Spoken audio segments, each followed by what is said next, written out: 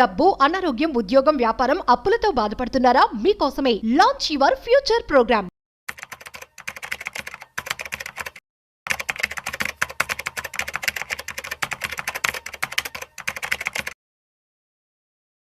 హే all, so మనం చూసినట్టయితే కౌన్ బనేగా కరోడ్పతిలో ఒక పర్సన్ 5 కోట్ల రూపాయల డబ్బులు సంపాదించి ప్రైజ్ మనీ గెలుచుకొని ఇప్పుడు ఏం చేస్తూ ఉన్నారు? తన నెట్వర్క్ ఇప్పుడు మళ్ళీ జీరో అయిపోయింది. తను టీచర్ ఉద్యోగం మళ్ళీ చేస్తున్నారు. సో రీసెంట్గా ఒక న్యూస్లో సెన్సేషన్ కూడా చెప్పుకోవచ్చు. సో ఇది మనీ మేనేజ్మెంట్ కింద వస్తుంది. సో ప్రాపర్ డిసిప్లిన్ లేకపోవడం వల్ల మనీ మేనేజ్మెంట్లో, ఫినాన్సెస్లో సో ఈ విధంగా తన మొత్తం డబ్బు కూడా జీరో అయిపోయిందని చెప్పి న్యూస్ విన్నాం. అది నిజం కూడాను.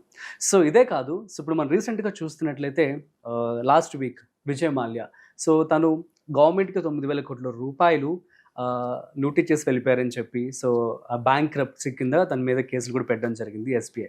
సో అయితే దీని మీద తను క్లారిటీ ఇస్తూ 14,000 కోట్ల రూపాయలు రికవరీ చేశారు నా దగ్గర నుంచి అని చెప్పి తను ఒక పాడ్కాస్ట్లో చెప్పడం జరిగింది రీసెంట్గా రాజ్ షమాని చేసినటువంటి పాడ్కాస్ట్లో. అయితే అండ్ ఇంకొక example Byju's. So Byju's and Vijay Mallya ఎవరైతే ఉన్నారు ఇద్దరు ఓనర్స్ కూడా వన్ ఆఫ్ ది బిలియనర్స్ అనమాట. ఫోర్బ్స్ లిస్ట్లో ఉండేవారు. సో వాళ్ళు ఇప్పుడు నెట్వర్క్ మొత్తం జీరో అయిపోయిందని చెప్పుకోవాలి. ఎందుకంటే వాళ్ళు బ్యాంక్రప్సీ కింద ప్రాపర్ ప్లానింగ్ లేక, సో ప్రాపర్ ఫినాన్షియల్ మేనేజ్మెంట్ లేక ఇట్లా జరిగిందనమాట. అసలు ఒక బిజినెస్లో కావచ్చు, లైఫ్లో ఫినాన్షియల్ మేనేజ్మెంట్ అనేది ఎలా ఉండాలి, స్టార్టప్స్ అనేవి ఎలా వర్క్ అవ్వాలి, ఈ విషయాలన్నీ కూడా మనతో చెప్పడానికి ఇవాళ మనతో ఫినాన్షియల్ ఎక్స్పర్ట్ గిరిబాబు గారు ఉన్నారు. సో వారి మాటల్లోనే అడిగి తెలుసుకుందాం. ఓకే, సో హాయ్, హలో, నమస్తే, welcome to business buzz with Raju Pasupuleti on Suman TV. So let's shoot. Hi sir, నమస్తే. నమస్తే అండి. యా సార్, క్వశ్చన్స్ విన్నారు కదా? యా. సో ఐ థింక్ చాలా పెద్ద బ్రీఫ్ ఇచ్చినట్టున్నాను. అవును. సో ఇది మాత్రం నిజం, మనం చూస్తున్నాం కళ్ళ ముందే. సార్ 5 కోట్ల రూపాయలు వస్తే జీరో అయిపోవడం ఏంటి అసలు? అవును, ఇప్పుడు మీరు చెప్పిన ఎగ్జాంపుల్స్ ఇతను కానీ విజయ్ మాల్యా కానీ బిజినెస్ టైకూన్. మీకు Kingfisher airlines owner air డెక్కని కొనేసిన తర్వాత ఎక్కడి నుంచి ఎక్కడికి వెళ్ళిపోయాడు? అసలు విమానం ఎక్కాలంటే అదొక కింగ్ ఫిషర్ ఎక్కితేనే మనము చేశాడు. యాక్చువల్ గా అంత బస్ క్రియేట్ చేసి అంత సంపాదించి అవన్నీ చేసి ఎలా చేశాడు? అప్పులు చేసి చేశాడు. అప్పులు తీర్చలేక పారిపోయాడు. అంటే ఇక్కడ మీరు గమనిస్తే ఇప్పుడు నార్మల్గా మీరు చెప్పిన ఎగ్జాంపుల్ బైజూస్ కూడా ఓవర్ నైట్ విపరీతంగా లోన్స్ తీసుకుంటూ దాన్ని ఎక్స్పాండ్ చేసుకుంటూ వేరే చేసుకుంటూ అలా చేసుకుంటూ విపరీతంగా వెళ్ళిపోయాడు ఫాస్ట్గా. ఎంత ఫాస్ట్గా వెళ్ళాడో విజయ్ మాల్యా కానీ బైజూస్ కానీ మీరు చెప్పిన కౌన్ బనేగా కరోడ్పతి 5 crores వచ్చినంత కానీ వీళ్ళంతా ఫాస్ట్గా పైకి వెళ్ళారు, అంతే ఫాస్ట్గా పడిపోయారు. సో అంటే ఇక్కడ స్లోగా వెళ్తే నిలబడతారు, ఫాస్ట్గా వెళ్తే పడతారని కాదు అని చెప్పాడు ఉద్దేశం. Discipline important, money management important. మనం వెళ్తున్నప్పుడు ఎంత హైట్కి వెళ్తున్నామో మన ఫౌండేషన్ ఎలా ఉంది. రేపు మనం ఎప్పుడు కూడా ప్రతిదీ కూడా పేపర్ మీద క్యాల్కులేట్ చేసుకొని ఒకవేళ నేను ఈ స్టెప్లో ఫెయిల్ అవుతే నాకు ప్లాన్ బి ఏంటి, నేను ప్రతిదీ సక్సెస్ అవుతూనే ప్రయత్నం చేద్దాం, కానీ సక్సెస్ కాకపోతే what is my plan B, మేమేం చేయాలి, లేదనుకోకుండా ఏం చేయాలి, అప్పులు తెచ్చాలంటే నాకు కాదు ప్లాన్ బి ఏంటి. సపోజ్ నేను అప్పు తీసుకున్నాను, బిజినెస్ స్టార్ట్ చేశాను, ఎస్టాబ్లిష్ చేశాను, సడన్ గా ప్రాబ్లం వచ్చింది, సంథింగ్ ఏదో టెక్నికల్ గా ఫెయిల్ అయ్యాను. ఫెయిల్ అయినప్పుడు నీ అప్పు ఎలా తెచ్చాలి, నేను ఆ ప్లాన్ బి ఉందా? ఆ ప్లాన్ బి ఉంటే ఇది జరగదు. సో దానికోసం నువ్వు ఎలా వెళ్ళాలి? స్టెప్ బై స్టెప్ పునాది చేసుకుంటూ ఫౌండేషన్ చేసుకుంటూ వెళ్ళాలి. ఇది ఒక వ్యక్తికి కానీ, ఒక సంస్థకి కానీ, ఒక బిజినెస్ మ్యాన్ కానీ అందరికీ హెల్ప్ అవుతుంది అట్లా స్టెప్ బై స్టెప్ వెళ్ళాలి. ఫర్ ఎగ్జాంపుల్ మీరు కౌన్ బనేగా కరోడ్పతి చూడండి. సో అతను ఇంటర్వ్యూ మొత్తం చదివా నేను. అతను ఒక టీచర్, సాధారణ టీచర్, నార్మల్ 15,000 వచ్చి ఇంటెలిజెంట్. ఓవర్ నైట్ వచ్చేసాడు, అమితాబ్ తో ఆడాడు, కొట్టేశాడు, 5 కోట్లు డబ్బులు వచ్చాయి. డబ్బులు వచ్చిన తర్వాత ఉన్న ఫలంగా 5 కోట్లు వచ్చాయి కదా. ఫస్ట్ ఉన్న డబ్బులు ట్యాక్స్ పోయిన తర్వాత 30% ట్యాక్స్ పోతుంది. అందులో 1.3.5 crore చేతికి వచ్చింది. రాగానే ఇమీడియట్లీ ఫస్ట్ కార్లు కొనేసాడు. కార్లు కొనేసి ఒక క్యాబ్లది స్టార్ట్ చేశాడు. క్యాబ్ ఆఫీస్ ఒకటి పెట్టేసి రెంట్కి ఇవ్వడం, ట్రావెల్ బిజినెస్ స్టార్ట్ చేశాడు. అందులో అనుభవం లేదు అతనికి. దాంతో అది ఇంకొకటి మీద డిపెండ్ అవ్వడం, అవన్నీ కూడా ఏమైపోతాయి, అది మన అసెట్ బిల్డప్ అయ్యేది కాదు అది. So over a period of time depreciate అయ్యే అసెట్ అది. దాంతో డబ్బులన్నీ అక్కడ పెట్టేసరికి విత్ ఇన్ నో టైం అవన్నీ రెంట్కి తిరగడం, సరిగా వర్కౌట్ కాక నెమ్మది డిగ్రేడ్ స్టార్ట్ అయిపోయింది. విత్ ఇన్ 1-2 years మొత్తం డబ్బులన్నీ ఖరాబ్ అయిపోయినాయి. మళ్ళీ ఎక్కడైతే స్కూల్ టీచర్ స్టార్ట్ చేసి అక్కడికి వచ్చేసాడు మళ్ళీ. అంటే ఉన్న డబ్బుల్ని దాన్ని ప్రాపర్గా మేనేజ్ చేయడం రావాలి. అంతేగాని నేను ఈ బిజినెస్ లో నాకు అనుభవం లేదు కాబట్టి డైరెక్ట్ ఇన్వెస్ట్ చేసుకుంటే అయిపోతుండేది. లేదా ఆ ఇన్వెస్ట్మెంట్ చేయకుండా బిజినెస్ చేద్దామని ట్రై చేశాడు కదా, అనుభవం బిజినెస్ చేయాలి. అతను టీచర్ కదా, టీచర్ రిలేటెడ్ గా చేయొచ్చు, పెట్టుకోవచ్చు, అట్లాంటి చేయాలి. లేదా ఆ మనీని ఫస్ట్ ఒక బ్యాకప్ లాగా పెట్టుకొని మనీ తోటి మనీ అర్న్ చేసి చేయాలి. ఫర్ ఎగ్జాంపుల్ ఇప్పుడు 3.5 crores ఎఫ్డీ చేయండి. మ్యూచువల్ ఫండ్ పెట్టుకోండి, దాని నుంచి ప్రతి నెల కొంత మన ఇన్కమ్ జనరేట్ అవుతుంటుంది. ఆ జనరేటర్ ఇన్కమ్ తో చేయండి, మీరు ప్లే చేయండి. 3.5 crores will generate superb returns over a period of time. At least ఒక 10% per annum వేసుకున్నా కూడా 3.5 crores per annum దాంతో ప్లే చేయండి, మీ కార్పస్ అలాగే ఉంటది. ఇవన్నీ ఫ్యూచరిస్టిక్ ప్లాన్స్. నేను ఎలా చేయాలి, ఏం చేయాలి, నా విజన్ ఏంటి, ఒక 5 years తర్వాత నేను ఎక్కడ ఉండాలి, 10 years తర్వాత ఎక్కడ ఉండాలి, ఇవన్నీ ప్లాన్ చేసుకుంటూ వెళ్ళాలి. అలా కాకుండా విజయమాల్య ఒకేసారి అప్పు తీసేసుకొని బ్యాంకులు ఇస్తున్నాయి కదా అని విపరీతంగా స్పెండ్ చేసేస్తే డబ్బులు రావు కదా. స్పెండ్ చేస్తే ప్రొడక్టివ్ స్పెండింగ్ ఉండాలి. ఇప్పుడు చాలా మంది చూడండి, మనం సొసైటీలో చూస్తూ ఉంటాం, పక్కళ్ళకి షో చేయడానికి, బంధువులలో షోకేస్ చేయడానికి కోసం అప్పులు తీసుకొచ్చి అన్ప్రొడక్టివ్ ఎక్స్పెండిచర్ చేస్తారు. అన్ప్రొడక్టివ్ ఎక్స్పెండిచర్ అంటే ఇంట్లో ఫంక్షన్స్ చేయడం, మా పాపకి ఏదో మెచ్యూర్ ఫంక్షన్ అని, ఓణి ఫంక్షన్ అని, లేదా గ్రాండ్ గా పెళ్లి చేసేసి రిచ్ గా షో చేసుకోవాలని, ఇవన్నీ అన్ప్రొడక్టివ్ ఎక్స్పెండిచర్. ఆ రోజు బాగుంటుంది, అరే బాగా చేసాం అనిపిస్తుంది, కానీ దీని వెనక ఉన్న కష్టం ఏంటి, అప్పులు ఎలా తీర్చాలి, తర్వాత లైఫ్ లాంగ్ ఇబ్బంది పడాల్సి వస్తుంది అట్లా షో ఆఫ్ కి వెళ్ళడం వల్ల. అలా చేయొద్దు. సో ఇప్పుడు ఆ రిచ్ కి పూర్కుండే మైండ్ సెట్ లో ఇదే డిఫరెన్స్.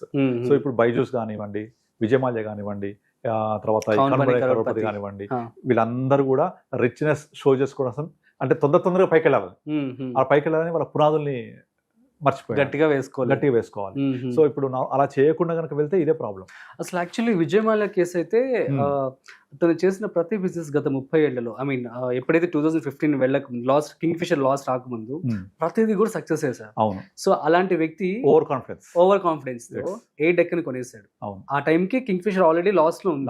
3 years నుంచి లాస్ లోనే ఉంది. సో అలాంటి మిస్టేక్ కూడా చేశాడు. ఎందుకు చేశాడో మరి మనకి ఓవర్ కాన్ఫిడెన్స్. అప్పులు ఇస్తున్నారు కదా, అప్పులు ఇస్తుంటే తీసేసుకోవడం, కానీ దాని నుంచి ఎంత జనరేట్ అవుతుంది ఇన్కమ్ అనేది క్యాలిక్యులేట్ చేసుకోలేదు ప్రాపర్ గా. ఫాస్ట్ గా ఎదుగుదాం అనుకుంటే ఫాస్ట్ కింద పడతారు కూడా. సో అందుకనే చెప్పేసి మనము ప్లాన్ చేసుకొని, ప్లాన్ బి ప్రిపేర్ చేసుకొని స్టెప్ బై స్టెప్ వెళ్ళాలి. అందుకనే ప్రతి బిజినెస్ మ్యాన్ సక్సెస్ ఎందుకు కావాలంటే అదే రీజన్. ఇప్పుడు మీరు ఒక ఎగ్జాంపుల్ చెప్తాను. మీరు ఒక క్లాస్ లో 100 మంది స్టూడెంట్స్ తీసుకోండి, మీరు పెద్దాక ఏమవుతారు అని అడగండి, అందులో 99% మంది నేను ఉద్యోగం చేస్తాననే చెప్తారు. నేను పెద్ద ఐఏఎస్ అయితే culture has design like that. Actually అలా డిజైన్ చేసి పెట్టేసారు. ఉద్యోగం చేస్తాను ఒక్కరంటే ఒక్కరికి కూడా నేను బిజినెస్ చేస్తాను, వెల్త్ క్రియేట్ చేస్తాను మైండ్ సెట్ ఉండదు. ఎందుకు ఉండదు అంటే పేరెంట్స్ నుంచి రాదు అది. నువ్వు పెద్ద అయ్యాక చదువుకొని మంచి ఉద్యోగం చేయాలి. చదువుకో, గవర్నమెంట్ ఉద్యోగం, గవర్నమెంట్ ప్రైవేట్ ఏదో ఉద్యోగం. అంటే నిన్ను నువ్వు వాడుకోకపోతే ఇంకోటి వాడుకోవడానికి సిద్ధంగా ఉంటాడు. నిన్ను నువ్వు వాడుకోవడానికి నువ్వు రెడీ అవ్వట్లేదు, ఉద్యోగం చేయడానికి రెడీ అవుతున్నావు.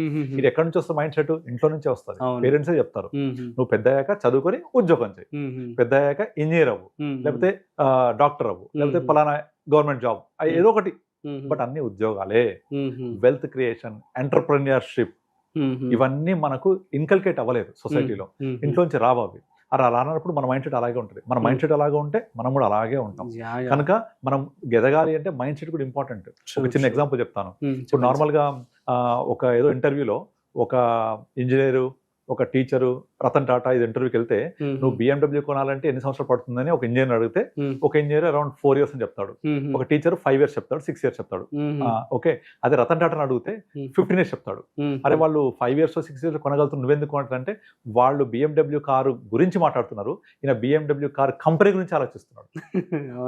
కంపెనీ గురించి ఆలోచిస్తున్నాడు కాబట్టి 15 years పడుతుంది. అలాంటి కంపెనీ పెట్టాలి, ఆ కంపెనీ ఎక్వైర్ చేయాలి అంటే ఇతను కారు కొనడం గురించి ఆలోచిస్తున్నాడు. చూసారా మైండ్ సెట్ ఎంత డిఫరెన్స్ ఉందో? Is entrepreneur, they are only trying to purchase a car.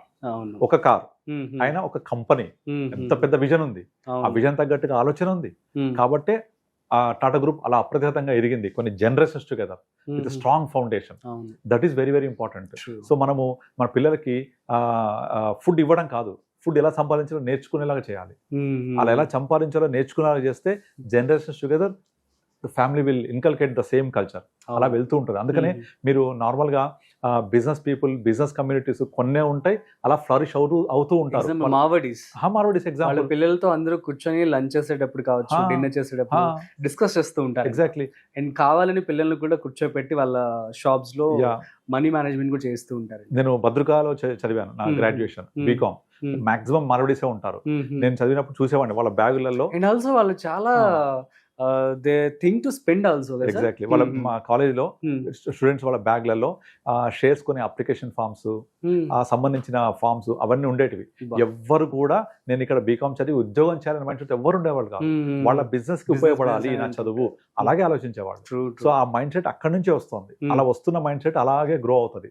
కనుక అది విజయమాలే కానివ్వండి, ఇంకోరు కానివ్వండి, అదంతా మైండ్ సెట్ తోటి నేను ఈ వచ్చిన డబ్బుల్ని ఓవర్ నైట్ వస్తే ఏం చేయాలి. Mike Tyson classic example. కొంతమంది ప్లేయర్స్ కూడా ఉన్నారు, స్పోర్ట్స్ పర్సన్, పేరు గుర్తు రావట్లేదు, వాళ్ళు కూడా ప్రాపర్ మనీ మేనేజ్మెంట్ లేకనే ఏదో గేమ్ లో డబ్బులు వచ్చేసాయి, ఇమీడియట్లీ స్పెండ్ చేసేసి షో ఆఫ్ చేసేస్తే అక్కడితో అయిపోతుంది. అలా షో ఆఫ్ చేసి అక్కడితో అయిపోకుండా జనరేషన్ టుగెదర్ రావాలంటే ఏం చేయాలి? So money should have a passive income. For example మనం సొసైటీ చూస్తూ ఉంటాం, ఒక వ్యక్తికి 3 లక్షల రూపాయలు జీతం వస్తుంది, ఒక వ్యక్తికి 50 జీతం వస్తుంది. ఇద్దరు ఎవరు రిచ్ అవుతారు? 3 లక్షల రూపాయలు సంపాదించే వ్యక్తి రిచ్చా, 50,000 మాత్రమే సంపాదించే వ్యక్తి రిచ్చా?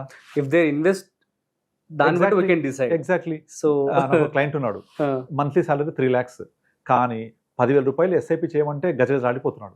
కారణం ఏంటంటే 1.6 lakh EMI, car loan 40,000, 2 lakhs అయిపోయింది, సర్వెంట్ మేడ్ 15,000, ఎడ్యుకేషన్ పిల్లలకు కలిపి ఒక 50,000, గ్రాసరీస్ కి 10-15,000 అయిపోతుంది. మొత్తం కలిపి 2,90,000 మొత్తం గాన్. మళ్ళీ ఎప్పుడు ఫస్ట్ వస్తుందని వెయిట్ చేస్తూ ఉంటారు. Will they become rich? Imagine sudden గా జాబ్ పోతే పరిస్థితి ఏంటి? ఆలోచన లేదు. అదే 50,000 సంపాదించే వ్యక్తి నెలకు ఒక 10-15,000 సేవ్ చేసుకోగలిగితే ఒక 15 years తర్వాత definitely will be crorepati. 15,000, 15 years, 15%. ఇంకా 10 మాట వద్దు సార్, అందరికీ మనం 15 అని చెప్దాం, ఎందుకంటే that formula is really good. 15,000 అందరికీ యూజ్ అవుతుంది. కరోడ్పతి అవుతారు. 3 లక్షలు సంపాదిస్తే కరోడ్పతి ఎక్కడ అవుతారు? మీరు ఎప్పుడు రిచ్ అవుతారు అంటే మనం పని చేయకుండా డబ్బులు వస్తే, దట్స్ కాల్డ్ యువర్ ప్రాస్పెరిటీ. ఆ పని చేయకుండా ఎప్పుడు వస్తుంది? When you create a wealth for next generation, for you. ఆ వెల్త్ రావాలి అంటే ఒక జనరేషన్స్ టుగెదర్ మనము క్రియేట్ చేసుకుంటూ వెళ్ళాలి. Wealth is created. డబ్బులు ఇవాళ వస్తే రేపు పోతాయి. సో వెల్త్ అనేది స్థిరంగా ఉంటుంది, మనల్ని ఒక హ్యాపీగా నిద్రపోయేలాగా చేస్తుంది. సో అదంతా మైండ్ సెట్. అది ఉంటేనే ఇలాంటి స్టోరీస్ మనం పాజిటివ్ గా చెప్పుకోవడానికి వీలవుతుంది. కనుక ఇవన్నీ లెసన్స్ మనకు, అవి ఎలా ఉండకూడదో, ఎలా ఉండాలో నేర్చుకోవాలి, ఎలా ఉండకూడదో కూడా నేర్చుకోవాలి. ఆ నేర్చుకునే లెసన్స్ ఇవన్నీ. సో డబ్బులు వచ్చాయి, అప్పులు ఇచ్చారు, ఓవర్ నైట్ తీసుకున్నారంటే కాదు, ఎంత బెటర్ గా మేనేజ్ చేసాము. So money management is the big skill which many people can't do that. చాలా మంది డాక్టర్స్ నా క్లయింట్స్ ఉన్నారు, వాళ్ళు మనీ విషయాలు మేనేజ్మెంట్ వచ్చేప్పటికి దే హ్యావ్ జీరో నాలెడ్జ్. చాలా మంది డాక్టర్స్ మేనేజ్ చేస్తుంటాను వాళ్ళ assets. So I got clients with 5 crores, 10 crores. I have created them. అలా కాకపోతే డబ్బులన్నీ ఎక్కడో పోతూ ఉంటాయి. అవును. Super sir. Yeah, super sir, thank you so much. Very good examples అని చెప్పొచ్చు. సో గైస్, అర్థమైంది కదా. సో ఫినాన్షియల్ డిసిప్లిన్ లేకపోతే సేమ్ చూసాం కదా, సో ఎంత ఎత్తుకు ఎదిగారో అదే విధంగా ఫాలో అయిపోయారు. సో ఇవన్నీ గుర్తుపెట్టుకొని వీళ్ళని చూసి మనం నేర్చుకోవాలి. So this rule is very good. So 15,000 rupees మీరు చక్కగా మ్యూచువల్ ఫండ్స్ ఇన్వెస్ట్మెంట్ చేస్తే 15 ఏళ్ల తర్వాత మీరు చక్కగా ₹1 కోటి అయ్యే ఛాన్స్ ఉంటుంది. కాబట్టి తెలివిగా ఇన్వెస్ట్మెంట్ చేసుకోండి. సో మీకు కనుక ఏమైనా డౌట్స్ ఉన్నట్టయితే ప్లీజ్ కామెంట్ చేయండి, మేము మీకు రిప్లై ఇస్తాము. అట్ ది సేమ్ టైం ఇలాంటి మరిన్ని ఇంట్రెస్టింగ్ కాంటెంట్ కోసం చూస్తూనే ఉండండి సుమన్ టీవీ.